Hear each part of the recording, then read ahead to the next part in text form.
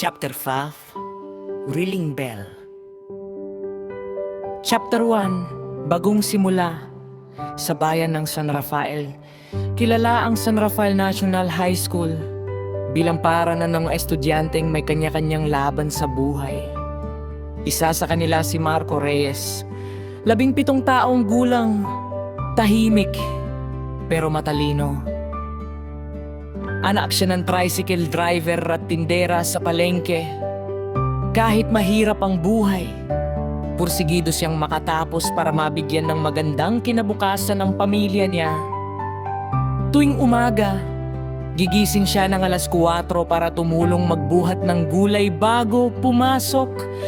Kahit pagod, lagi siyang may dalang ngiti. Sa kabilang banda naman ay si Alisa Villanueva. Maganda, honor student, campus journalist, at crush ng karamihan sa paaralan. Anak siya ng dating pulis at may kaya ang pamilya.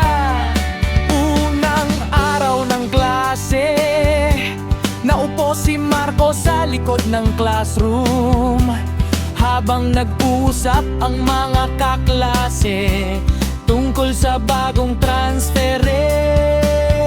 Pre, grabe raw ganda nun, sabi ni Jason. Biglang bumukas ang pinto.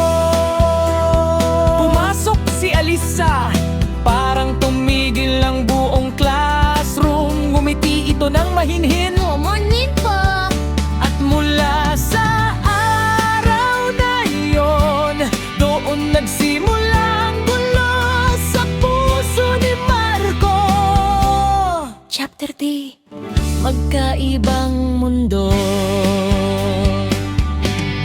Lumipas ang mga linggo, hindi inaasahan ni Marco na magiging magka-group sila sa Razor Project. Marco, ikaw bahala sa computations, ha? Sabi ni Alisa. Unti-unti silang naging close, sabay kumain, sabay gumawa ng assignments, sabay muwi. Minsan, naramdaman ni Marco ang saya na matagal na niyang hindi nararanasan. Pero habang tumatagal, mas lalo siyang nahuhulog. Isang gabi habang nag-aaral sila sa library, napansin ni Alisa ang sugat sa kamay niya. Anong nangyari dyan? Wala to! Tumulong lang sa pasada ng tatay ko! Tahimik si Alisa.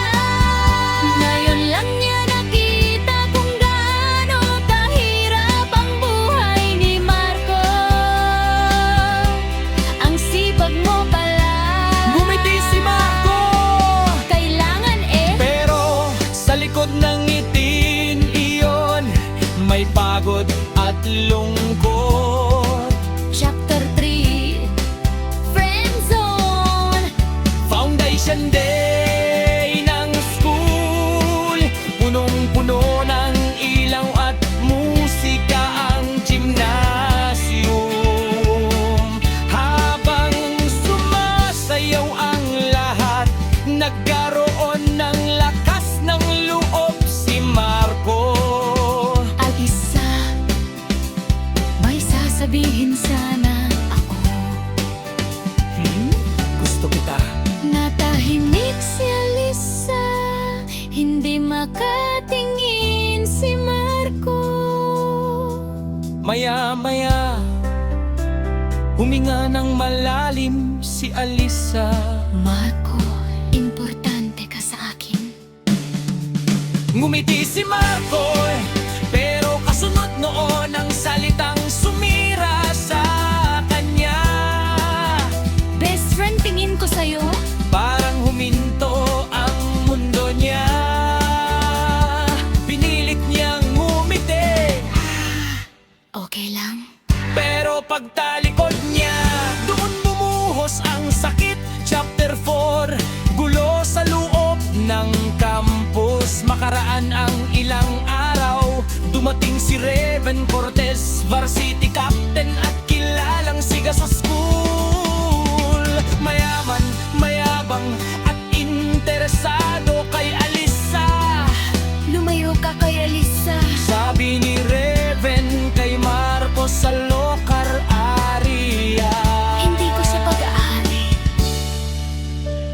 busy si Raven.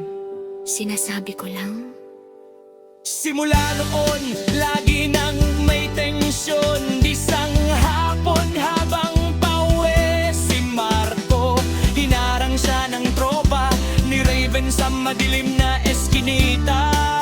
sikat ka raw, Lisa. Sinuntok siya. Natumba si Marco. Pero lumaban siya, kahit mag-isa hindi siya umatras. Hanggang dumating si Alisa. Tama na, huminto ang gulo. Galit na galit si Alisa kay Raven. Hindi ka nakakatuwa. Pero ngumiti lang si Raven. Ginodata ko lang to dahil gusto kita. Chapter 5, Lihim.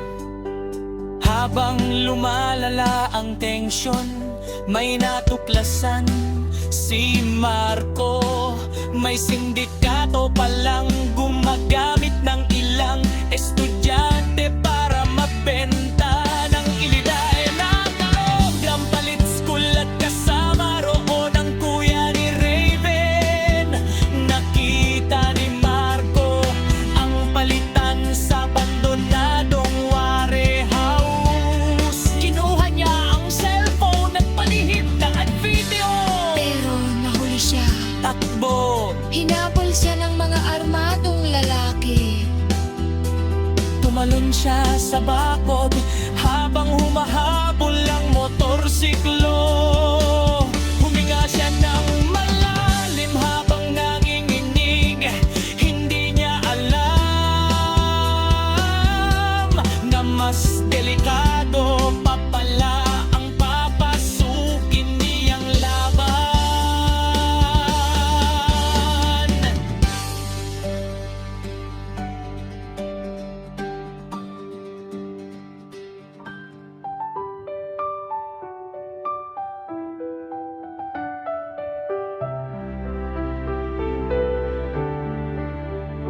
Chapter 6, Katotohanan. Kinabukasan, kumalat ang balita. May estudyanteng nawawala. Kaibigan iyon ni Alisa. Natakot ang buong school. Lumapit si Marco kay Alisa. May kailangan akong sabihin. Pinakita niya ang video. Nalaki ang mata ni Alisa.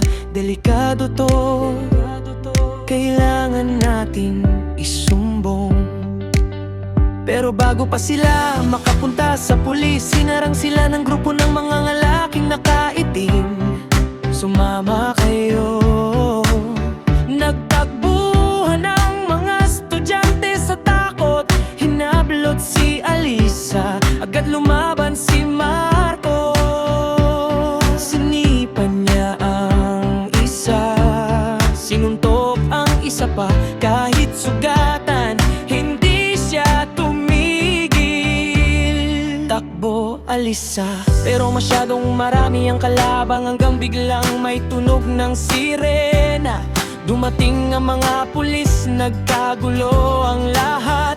Chapter 7, pagbagsak na bunyag ang sindikato. Nakulong ang kuya ni Raven at dahil sa galit sinisi ni Raven si Marco. Kasalanan mo to. Sa gitna ng ulan, nagharap sila sa basketball court. Sana hindi na lang kita nakilala. Sigaw ni Raven habang sumusuntok, pero hindi lumaban si Marco. Pagod na ako. Tumigil si Raven. Unang beses niyang nakita ang sakit sa mata ni Marco. Hindi dahil sa suntok, hindi dahil sa hirap, kundi dahil sa pusong hindi pinili. Chapter 7, Graduation. Dumating ang graduation day. Suot ni Marco ang lumang tuga na hiniram lang niya, habang tinatawag ang pangalan niya bilang valedictorian. Napaluha ang nanay niya. Marco Reyes, palakpakan ng buong gym. Pagkababa niya sa stage, nilapitan siya ni Alisa. Congrats! Salamat! Tahimik silang dalawa. Sorry! Ngumiti si Marco. Okay lang, natuto rin ako. Na ano? Na hindi lahat ng mahal mo mamahalin ka rin. Napaluha si Alisa, pero ngumiti si Marco. Hindi dahil wala na siyang nararamdaman, kundi dahil handa na siyang magpauroy at biluge. Pagkatapos ng high school, makalipas ang 5 taon,